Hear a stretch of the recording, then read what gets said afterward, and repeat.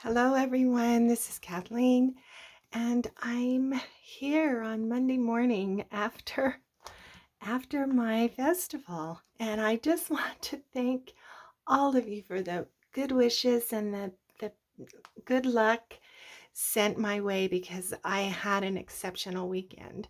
I really did. Just almost sold out. I have three of the prettiest journals left because they were kind of pricey.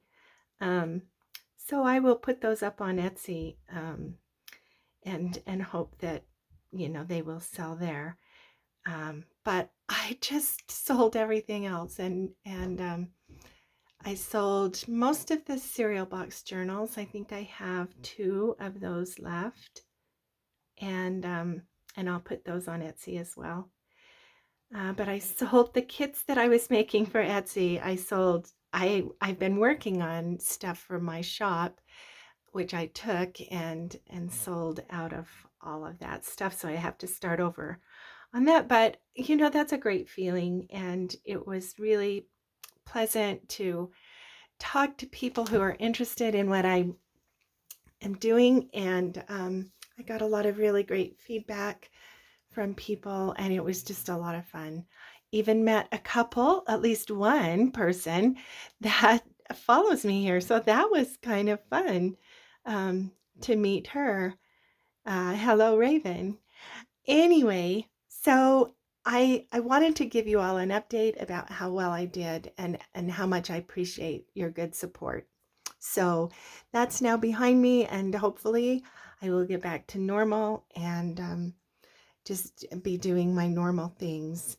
Um, I am going to take a vacation at the end of this week through about the 1st of July. We're going to get together um, with all of my kids and grandkids and have a little family reunion. And so I'm not going to be doing much toward the end of this week for a week. And I'm going to put my Etsy shop on vacation as well.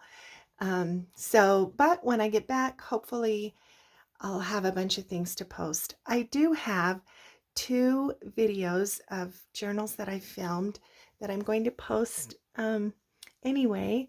I didn't get them posted before, but I want you to see them because they were 2 of my very favorite journals that I had made, and they both sold. But I want to have them documented because one is a steampunk and one was another oversized. Both of them were oversized, large, soft cover kinds of books. So I'm going to go ahead and post those 2 flip throughs. So I hope you can be patient with that. And then I have this next project that I'm working on because I had put together this little bundle. I was working to make journals, and I have several that are in various stages of completion. And so I kind of was thinking about this one, trying to kind of clean up my studio, and thought I could get this one done pretty quickly. But I went looking, so this is just some extra stuff that I just now put into a little bundle of things that match. It's now all very green and gardenish. So I have these different, about 15 or 16, pockets and a few tags. There's an envelope. Oh, sorry for my cough. I think I have just breathed dust all weekend. So I have some of these pretty elements that are kind of ready, and it would be easy enough, to kind of put these into a journal. But I don't have a journal for them, but I do have some random signatures, and so I think this would work, but I don't have a cover to fit. So I went through my covers and found this pretty. It's book cloth, and it's kind of tall, at least, so it's oversized and it would fit. but it needs a spine. And it's a little, I don't know, when I cut it off, cut the other spine off, I'm not sure why it ended up being narrow, but it's kind of short to just create a spine, a regular spine. So what I'm going to do is create a rounded spine. So I'm about 1/2 inch short. So if I make a rounded spine and have it be, I don't know how to describe it. I've done a couple spines like this where this part is on top of the spine so that the spine is kind of exposed. So I need 1/2 inch times 2, and then I want a spine that's about 3/4 inch, maybe an inch. So that's 3. No, that's 1, and then 1 inch for the spine. That's 2, and then I need a 1/2 inch to overlap it here on both sides. So that's another inch, which is 3 inches. So I need cardboard that is 3 inches, and I just happen to have on the floor, because I had to make a cardboard kind of backing for another project.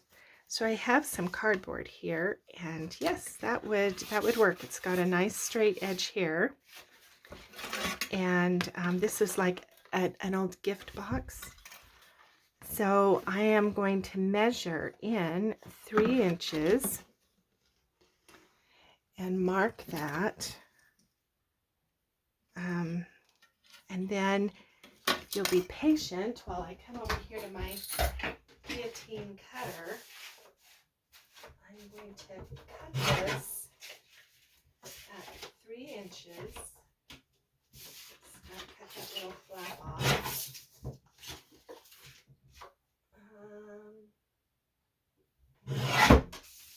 Yeah, okay. So here I have now just a strip of lightweight cardboard. It's about the thickness of, well, you know what a gift box is, like those little shirt boxes. And then maybe like poster board. Yeah. So now I'm going to fit this, measure this, and cut that. So hang on one moment. That is going to be at 8.5. Okay, so now I have this. Now I need my, so this is just an experiment, okay? Yeah. I mean, no, it's not quite an experiment because I have made a spine like this before, but I'm going to come and score this at 1/2 and this at 1/2. So that's for the, the overlap. So this part that's going to get glued there. And then I need to come in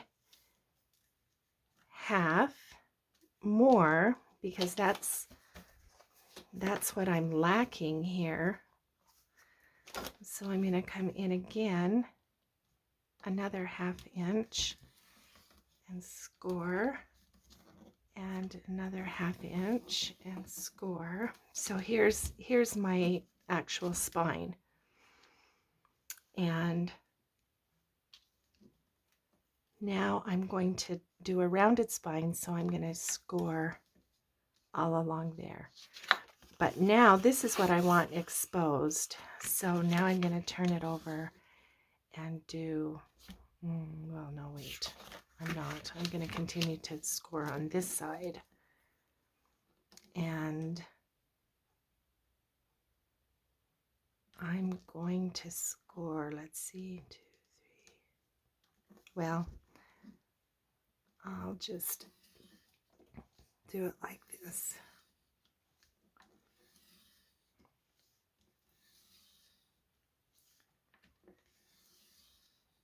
So there's 5 kind of right in the middle. I think I better just do it all that way. Okay. All right. So now let me make sure that this is the same up here.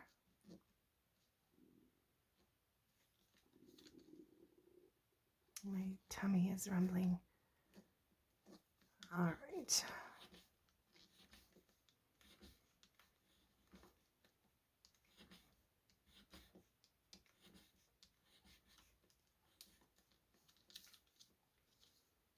Okay.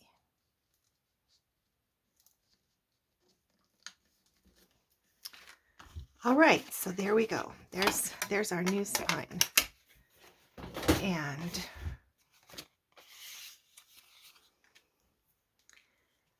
And now what I'm going to do is we'll get rid of the signature now out of the way. So now this needs to be glued this way, and then this will be the exposed part of the spine. And but maybe you can see when this was cut, it I don't know what I did, but it's uneven. It's like gouged a little bit. And so when this gets glued down, that's going to be kind of exposed, and I've sanded it, and I wouldn't mind, you know, that edge, and I could paint or do something, but I don't like the gouge. And so I want to cover that up. And what I have decided to do is to make this strip of piping and glue that underneath like this, so that that is going to kind of push up against there and cover up kind of those gouges, and it will make it look fancy. And yeah, so that's what I'm going to do. So how you do that, this is probably going to be a 2-part video because we're already at 12 minutes. So how you do this is, piping is like, well, it's for when you sew clothing, and it's definitely involved in upholstery. I think largely for this reason. It covers up some of the edges of things, and makes things, besides making it look decorative, it makes it look pretty. So the way you make piping, you can buy piping, generally plain. And if I lived in Albuquerque, I would go to Hobby Lobby and look at their upholstery piping, because that would be fun to get some fancy, you know, upholstery. But I'm not there. I live in the middle of nowhere, as some of you know, and so I have to make do. So I'm going to make my own, and this is the way you make it. Okay, so I went looking for my fabric, and I don't know what I'm going to do with the front of the cover. But then now you get a behind the scenes look at my random mind, the way it works when I do this. So I was thinking about this cover and what I could do. And so I got out my little random box of Victorian scraps. And, you know, I was looking at my buttons, etc. And I found a couple of scraps that I think are pretty. I think I've decided against the children. You know, I was looking at things. This one I did see that was really pretty. That would be so pretty on that cover, I think.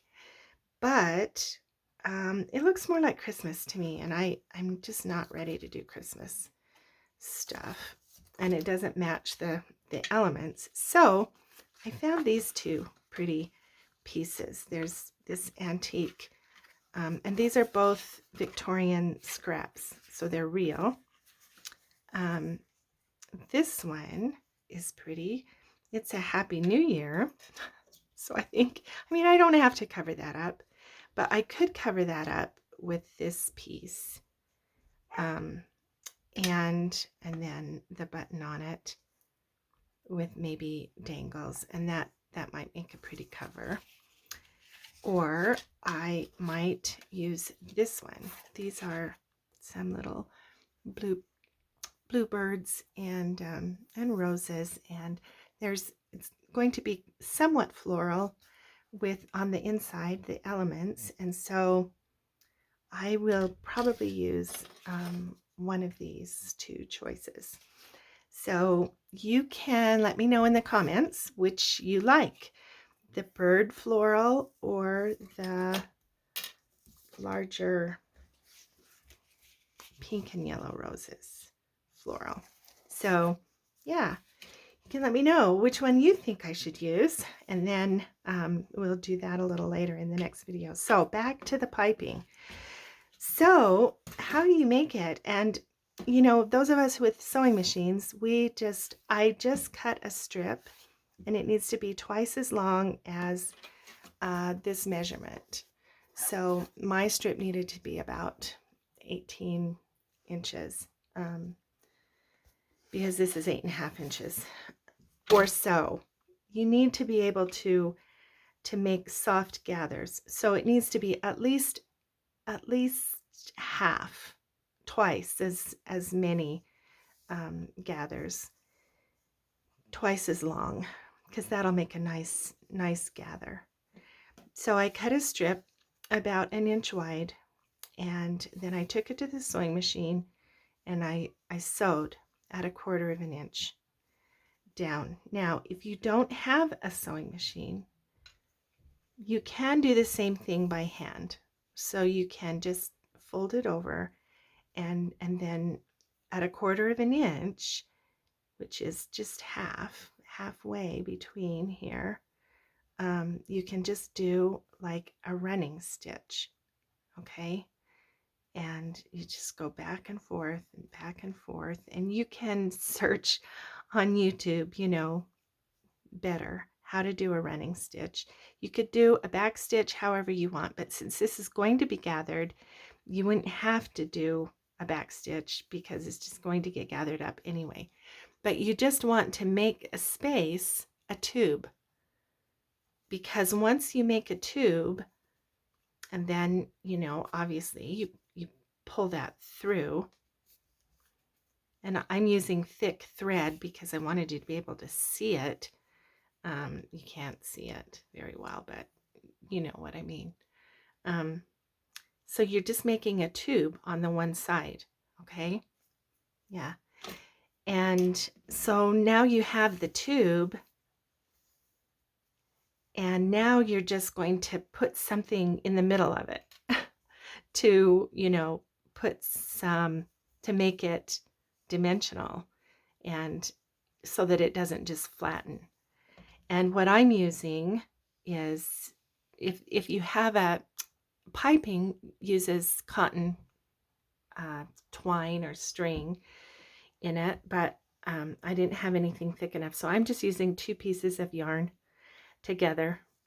And then at this point, what you do is you just use, you know, a needle. This is just a cheap plastic yarn needle, and you just push it on through the tube,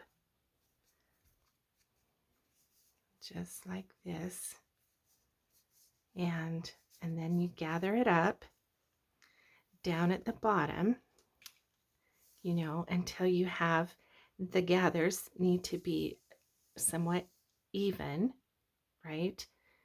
And then you want to iron it kind of flat.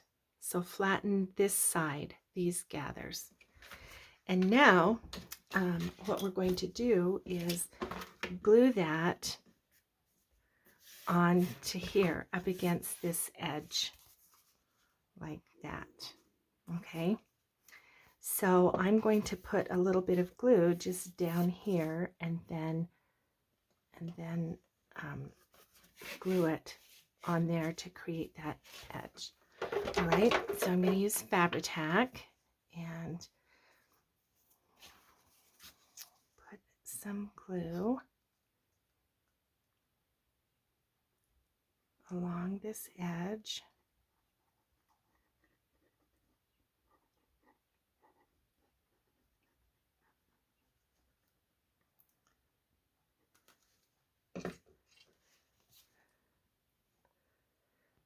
And I'm just going to lay that down.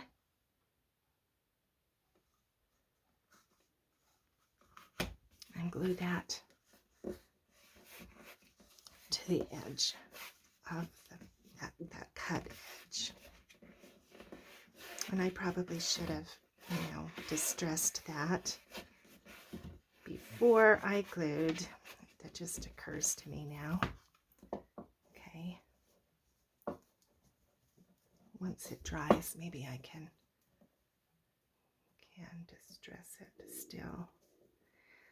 But now I'm going to kind of curve that. I'm going to put some more glue along here and kind of curve that up so that it butts up against there nicely.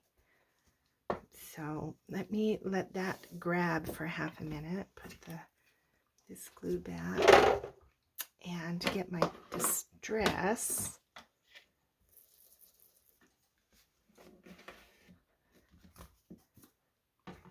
And I think I'll cut that off now. Where's my scissors? There they are.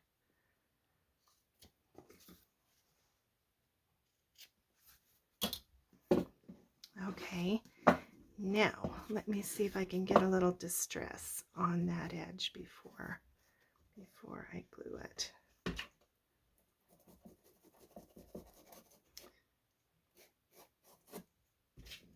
So if you're going to try this at home, distress the edge before. It'll be easier and keep the ink off the fabric. Okay, now get the glue back. Now we're going to put some glue along the edge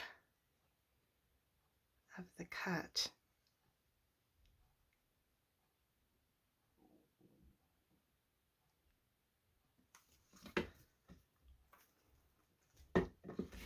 And then we're just going to kind of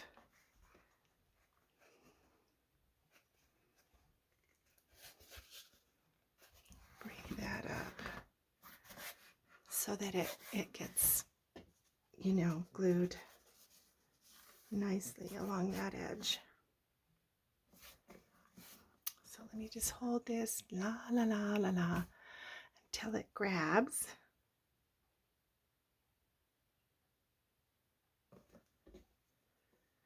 Now, thinking ahead, I don't mind. I just kind of like that cardboard look, so I'm not going to, mess with that much, except I may put some distress on it. Okay, great. There we go. Now we have that piping that has, is going to cover an uneven, that uneven kind of gouged edge and make it more even against this line. Okay, very good. Okay, next step then is to take just a little bit of distress.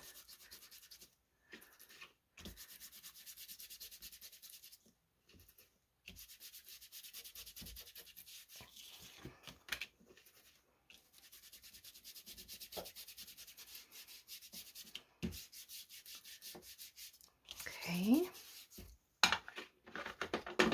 Oops. It's all right. Okay. And now we're going to glue this on top against that scored line. Okay. So put some glue on.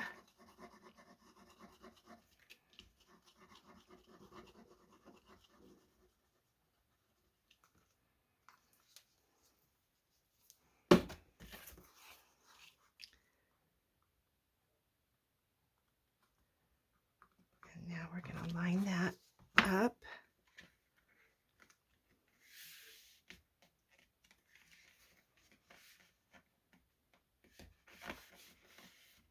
Help it grab there.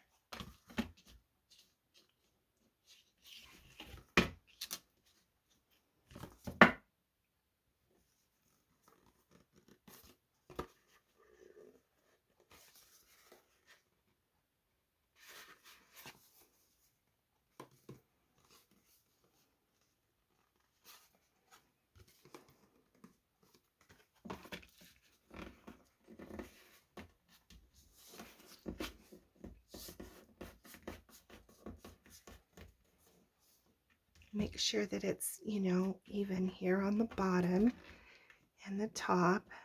And then we'll finish this edge somehow. Not sure yet how I'm going to do that, but we definitely want it to be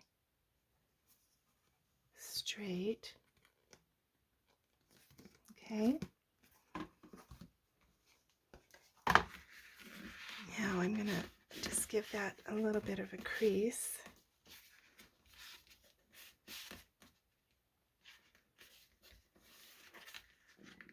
And another crease right up against the edge. Okay. Okay, so there's this part.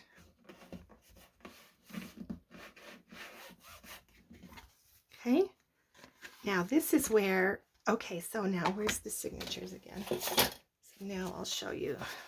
And then now I will have to repeat this on the other side. But now when the signatures are ready to be sewn in, now there's no longer, they'll get sewn into the rounded part and there's no longer a gap.